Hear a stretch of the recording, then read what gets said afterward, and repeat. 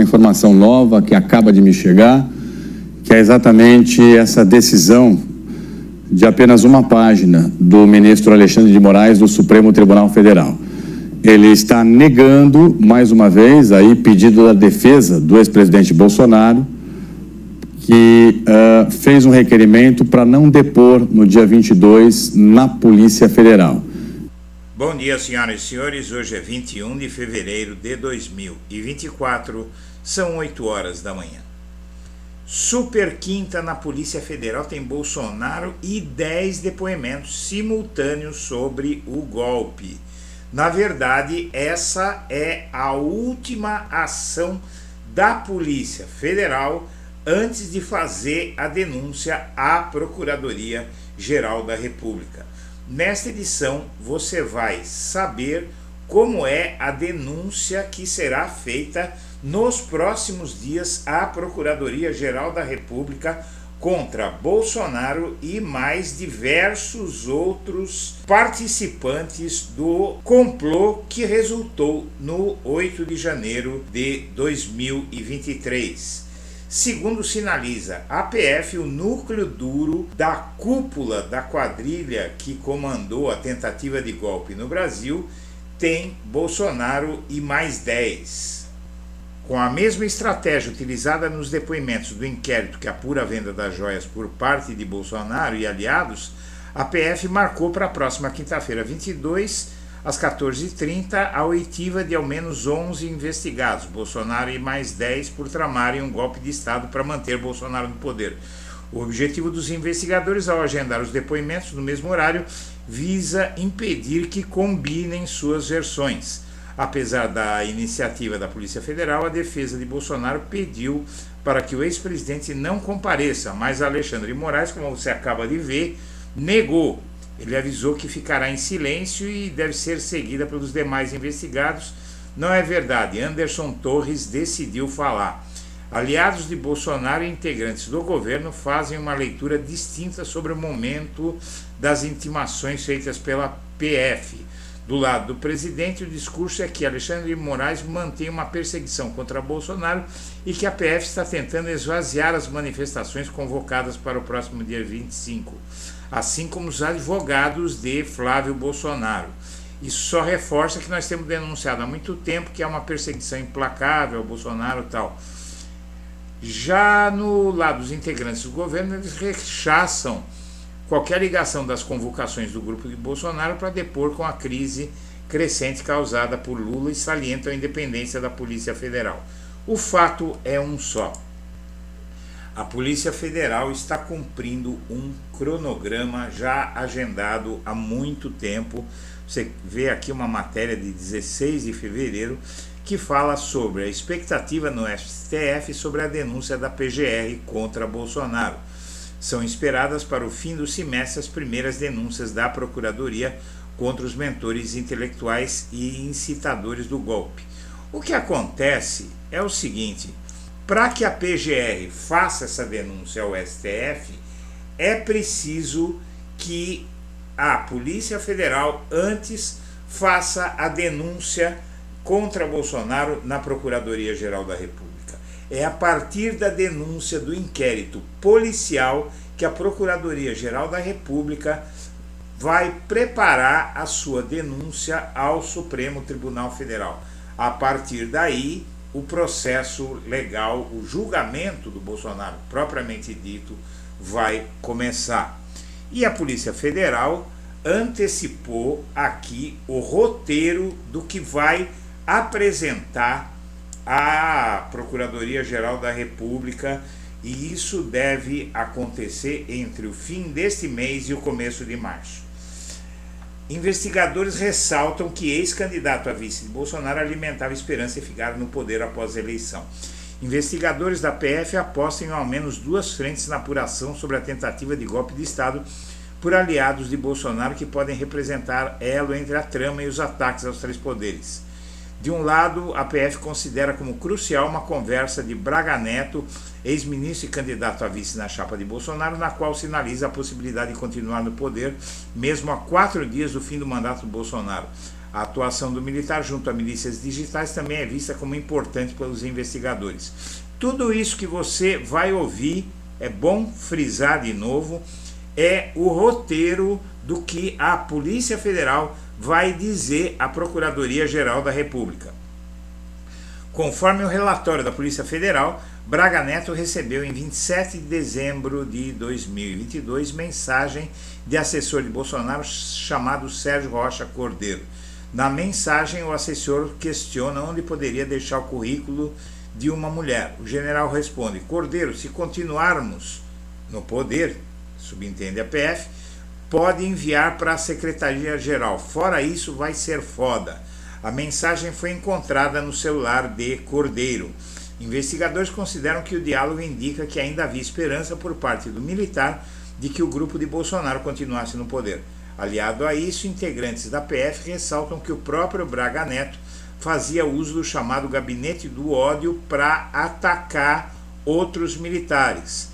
Isso faz com que o Braga Neto esteja sendo visto com desprezo, decepção e, inclusive, muito rancor no Exército. Ele virou persona non grata, para usar uma palavra da moda, uma expressão da moda dentro do Exército.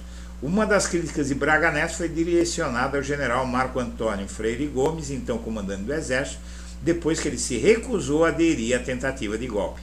A Polícia Federal identificou uma mensagem de Braga Neto para Ailton Barros, militar expulso do Exército, em que o ex-candidato a vice disse que a culpa pela posse de Lula seria do comandante. Meu amigo, infelizmente tenho que dizer que a culpa pelo que está acontecendo é do general Freire Gomes. Oferece a cabeça dele, cagão. Braga Neto foi alvo de buscas da PF no último dia 8 e não tem se manifestado.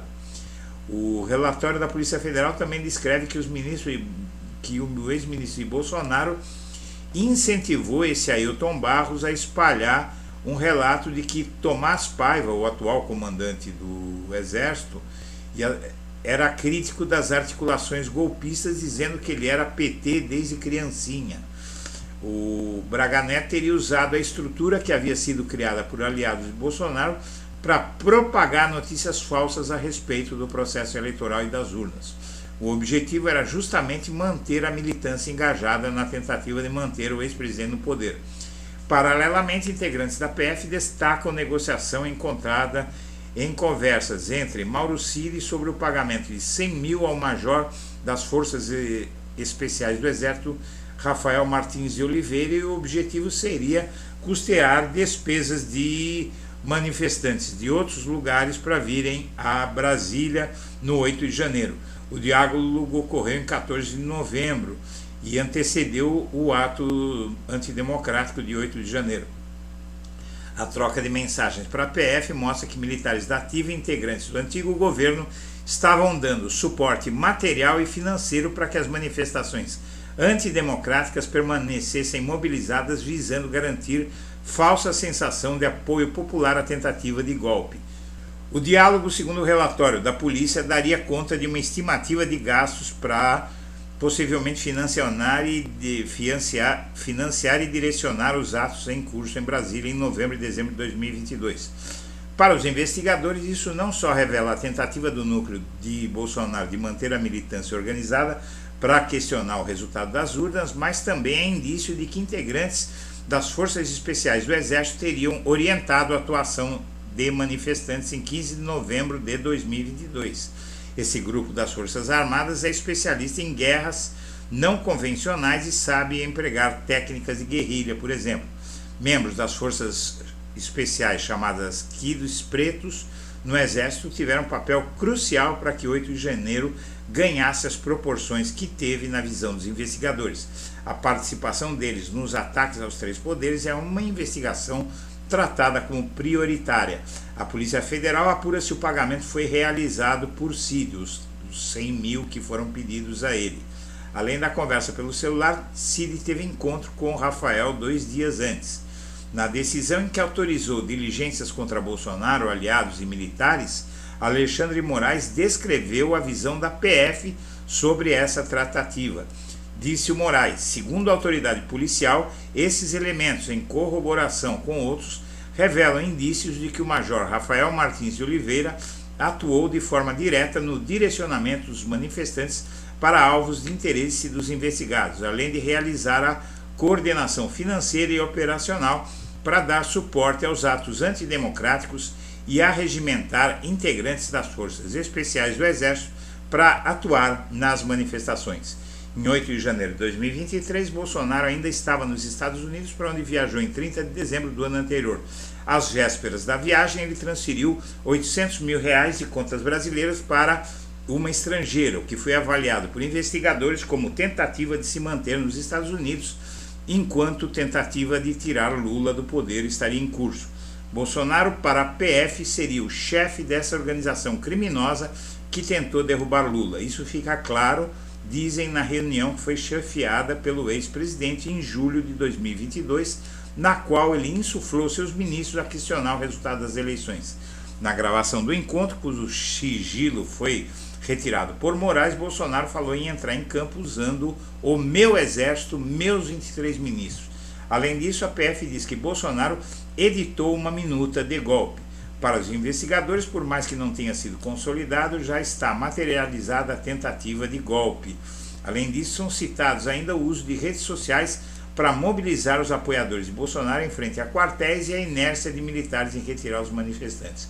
Investigadores mencionam ainda o uso da Polícia Rodoviária Federal para tentar atrapalhar a votação de eleitores do Nordeste. Esses elementos mostram que houve consumação do crime na avaliação de integrantes da Polícia Federal. Você acaba de ver e ouvir a denúncia que a Polícia Federal fará à Procuradoria-Geral da República nas próximas semanas. Integrante da ABIN repassou informações para a ramagem sobre operações da agência no Rio de Janeiro. Veja, esse sujeito, mesmo ano passado, já fora do governo, fora da ABIN, ele estava recebendo informações da Agência Brasileira de Inteligência. Ele não era ninguém. É como se a ABIN passasse informações para você ou para mim, que não somos nada na estrutura da segurança pública, da inteligência do governo brasileiro. O Tarcísio não deve discursar na Paulista, ele vai comparecer em questão de gratidão para o Bolsonaro, né? Mas na verdade aí ele tem ótima relação com os ministros do Supremo e vai ficar quietinho lá só assistindo. Vou levar McDonald's para você na cadeia, disse esse coronel Romão não sei das quantas aí, que foi preso pela Polícia Federal, mostrando que eles sabiam que estavam cometendo crime, tanto ele quanto o Mauro Cid. Fim do benefício da saidinha de presos foi apoiada por governistas da base do governo Lula, evidentemente, se são governistas. Eles votaram a favor da saidinha, contra a decisão do governo Lula, e tinha deputado do PSB apoiando essa medida tão inadequada do ponto de vista de todos os especialistas.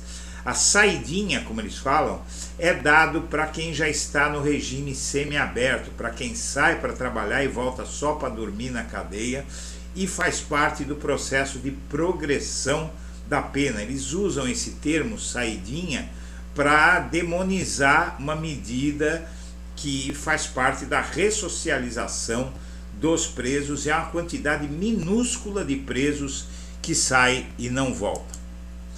Após o fim das saidinhas, o Flávio Bolsonaro agora quer redução da maioridade penal, quer encarcerar menores de 16 anos num sistema penal esgotado, e isso é uma loucura e vai só agravar os problemas de segurança no Brasil.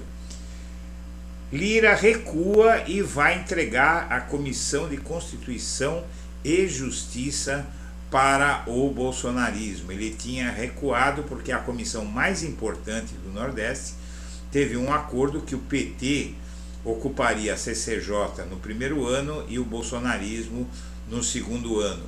O Lira vai cumprir um acordo que vai causar muito problema para o país e para o governo. E o governo Tarcísio dá cargos a casal ligado à secretária da Casa Civil. Nomeou um casal de amigos da mulher dele para ocupar esse cargo. E aí a gente vê a consequência de votar nesse tipo de gente. Em divergência com os Estados Unidos, Lula vai encontrar Blinken, basicamente o chanceler dos Estados Unidos, e nos próximos dias vai ficar clara a besteira que a mídia andou dizendo sobre o isolamento internacional do Lula por conta de ter dito que o rei estava nu no que diz respeito ao conflito israelo-palestino. Genocídio, extermínio em massa, holocausto, pode chamar do que quiser, aquilo é um atentado contra a humanidade. 10.000 crianças palestinas já foram mortas. Eu vou repetir, 10.000 crianças palestinas. Em torno de Lula avalia esclarecimento à comunidade judaica no Brasil. O Lula vai explicar que ele não atacou o povo judeu e sim o governo de Benjamin Netanyahu. E Marta pode disputar o governo do estado de São Paulo em 2026. O Boulos continuaria na prefeitura e ela seria candidata à vaga de Tarcísio de Freitas. Senhoras e senhores, eu agradeço a atenção e deixo meu abraço para todo mundo.